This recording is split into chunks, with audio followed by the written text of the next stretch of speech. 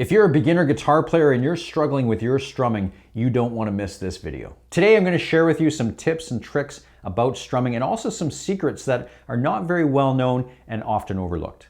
If you incorporate these things into your strumming, it'll really make a difference in your playing. So let's jump in and start looking at some of these tips. One major component of strumming that makes a big difference, and it's often overlooked, is what type of guitar pick that you're using. Now there's countless different types of guitar picks, different sizes, shapes, thicknesses, and materials. I'll tell you a little bit about the one that I typically use. This particular pick is a Jim Dunlop 0.73 millimeter nylon pick. Now I've been using these picks for a lot of years, and I find that there's some advantages over these from other ones that I've tried. One of the things that I like about this pick is the top half of it has raised lettering and some bumps that really helps you to hang on to the pick. I find that really smooth picks are often difficult to hang on to, and I end up dropping them more often. So that's one of the things that I like about this pick. The other thing that I like about this pick, and this is probably the most important part, is the thickness of it. So the 0.73 millimeter is a good middle of the road thickness for playing acoustic guitar. Now when I play electric guitar, I typically will use something thicker like a 1 millimeter or maybe even a little bit thicker than that. But for acoustic guitar, you want to have a pick that's a little bit thinner because you need to have that flexibility for when you're strumming. If you're a brand new beginner, I would even suggest going thinner. I often recommend to my students that they use a 0.60 or maybe even a little bit thinner. What you'll find is that the thinner the pick, the more forgiving it is because of the flex that it has. When the pick is going across the strings, because it has that flex, it's not going to feel as rigid as you're strumming through. It's going to feel a little bit more comfortable.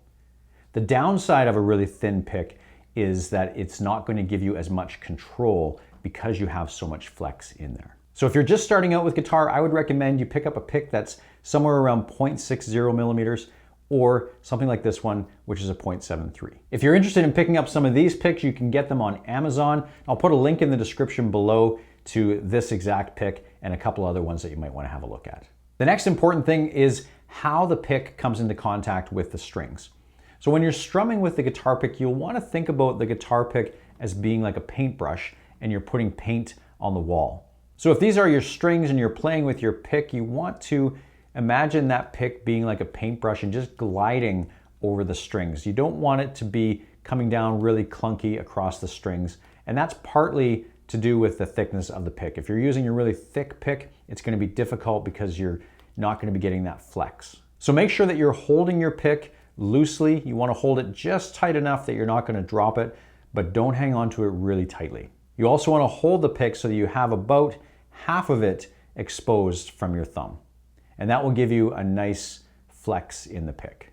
The next tip is to do with your strumming arm. You don't want your arm to be hanging loosely. You want it to be locked in place on your guitar. So when you have the guitar sitting on your lap like this, your arm comes over, it should just sit naturally, and the guitar should be tightly in here in your elbow. So imagine that your arm has a pin in it right at the elbow and that your arm is almost like a windshield wiper.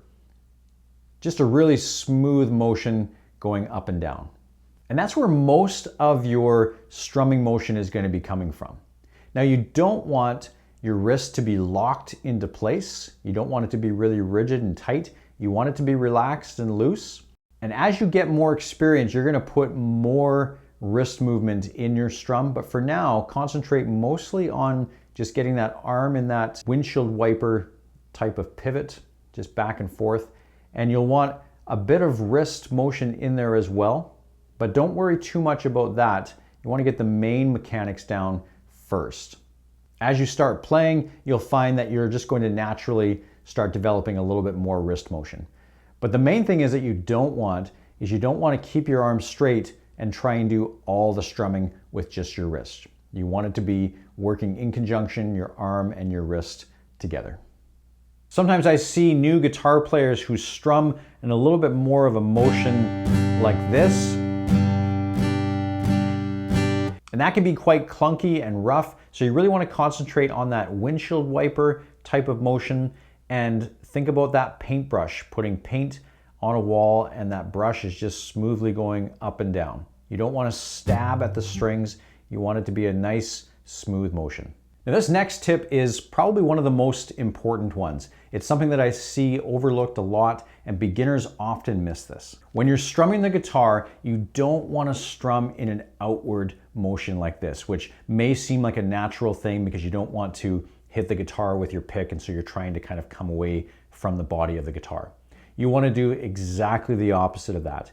You actually want your pick to come down through the strings and actually land and make contact with the guitar body.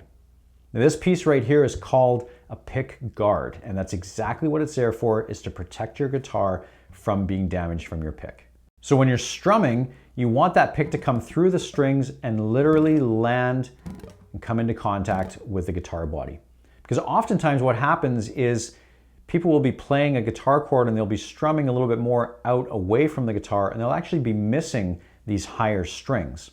And then you're not getting all the notes of the chord. So for right now, if you're a beginner, really concentrate on making sure that when that pick comes down, you're actually coming into contact with the body of the guitar.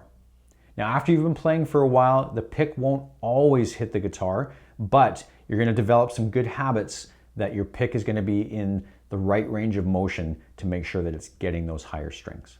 Another tip that's really important, especially for beginners, is understanding upstrokes do not have to strum all 6 strings. So often if we're playing a chord like a G chord, we'll play all 6 strings on the way down, but when you're strumming up, you don't want to strum all the way through all 6 strings because that's going to sound kind of clunky. Typically what you want to do is only get the highest 2 or 3 strings on your upstroke.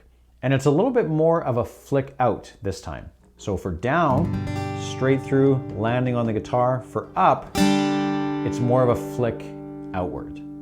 So a basic down-up type of strum would look something like this.